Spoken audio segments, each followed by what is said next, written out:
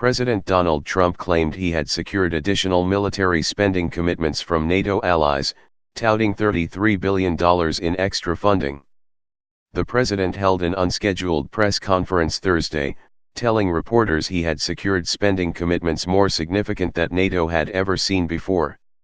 Trump gave no details of the agreement or the associated timeline, but said NATO is now much stronger than it was 2 days ago. On Wednesday, the president reportedly demanded that NATO double its military spending target to 4% of GDP. There were conflicting reports Thursday that Trump had threatened to do his own thing unless his spending desires were met, raising suggestions he might withdraw the U.S. from the transatlantic alliance. When asked if this was true, Trump did not directly deny it.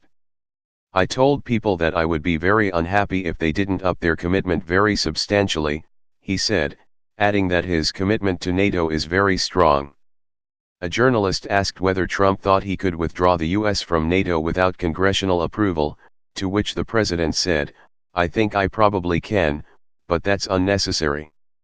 French President Emmanuel Macron, however, immediately denied that any agreement had been reached to increase expenditures beyond previously agreed targets. "It confirms the goal of 2% by 2024. That's all," Macron said. NATO states have already committed to meeting the 2% target over the next decade. Before the summit began, NATO Secretary General Jens Stoltenberg said 7 nations plus the US are already delivering on the commitment, up from 3 in 2014. Later on in the press conference, Trump seemed to contradict himself. Although the president said he thinks 4% is the right number, Trump said discussions on revising the target upward would take place only after we get to 2%. Eventually, he suggested, we will go much higher than 2%, providing no evidence for his assertion. The president said the 2% threshold would be met in a relatively short number of years. In his closing press conference, Stoltenberg told reporters that NATO nations had committed an extra $41 billion in spending since Trump took office in January 2017. When pressed about the specifics of the agreement reported by Trump, the Secretary General simply said the allies had agreed to redouble our efforts with a new sense of urgency.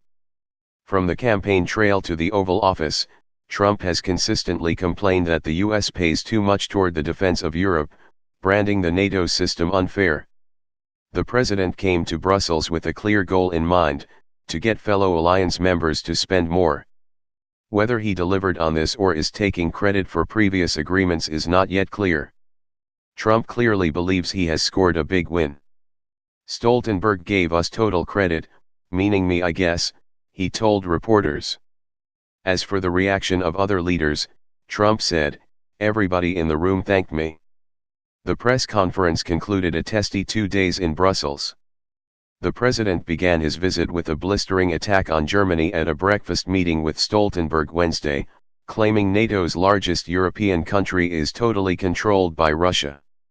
The expansion of the Nord Stream natural gas pipeline, an $11 billion project undertaken by state-backed Russian gas giant Gazprom and 5 European countries, was the focus of Trump's attack.